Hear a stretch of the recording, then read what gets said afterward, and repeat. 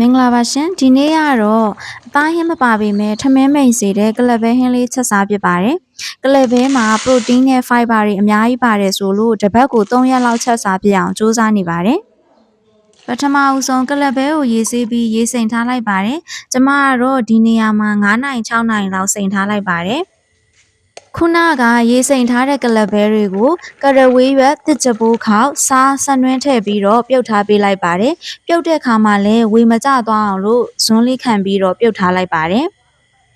ကျမကကလပ်ပဲဟင်းဆိုအနံ့ပြင်းပြင်းလေးကြိုက်တာမို့လို့ဒါတွေထည့်ပြုတ်တာပါမကြိုက်တဲ့လူကမထည့်လဲရတယ်နော်ကလပ်ပဲပြုတ်တာမိနစ်အနည်းငယ်ကြာလာပြီဆိုရင်တော့အပေါ်ကတက်လာတဲ့အမြုပ်ကလေးတွေကိုဖယ်ထားပေးလိုက်ပါတယ်ကျမရေစိမ်ထားတာကြာလို့လားတော့မပြောတတ်ဘူးပဲစားပြုတ်တဲ့အချိန်ကနေပြီးတော့ကလပ်ပဲဒီအနေအထားရောက်တဲ့အထိကိုမိနစ်30ပဲကြာပါတယ်ကလပ်ပဲလဲနူးပြီဆိုတော့ကလပ်ပဲကိုစီတက်ဖို့အတွက်စပြီးတော့ပြင်ဆင်ပါမယ်စီကိုတော့ဇွန်းသေးလေးနဲ့2ဆွန်းသုံးထားပါတယ်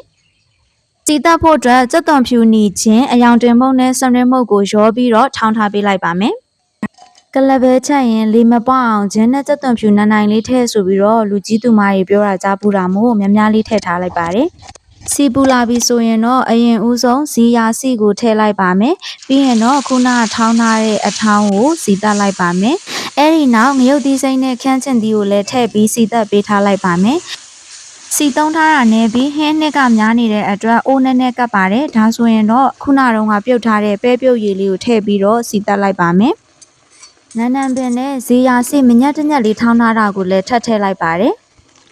အနံ့လေးရလဲတော်တော်မှုေးတက်လာပြီဆိုတော့ကလပ်ပဲပြုတ်ကိုထည့်ပြီးတော့အရသာအနေနဲ့စားထည့်ထားလိုက်ပါတယ်ကလပ်ပဲကပင်ကိုအချိုလေးတဲ့အတွက်ကြောင့်ကျွန်မအချိုမုတ်ထပ်မထည့်တော့ပါဘူးเนาะကျမကတော့ဒီအနေအထားအလောက်ဆိုရင်အနေတော်ပဲလို့ထင်ပါတယ်အိုးချပြီးသွားလို့ရှင်လဲကလပ်ပဲရရေနည်းနည်းလေးပြန်ဆုပ်သွားတဲ့အတွက်ရေနည်းနည်းလေးခန်းသွားပါတယ်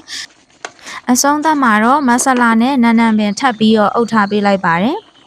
ကလပ်ပဲဟင်းနဲ့တွဲဖက်ပြီးစားတော့ဖို့အတွက်ကြက်ဥကြော်ထားပေးလိုက်ပါတယ်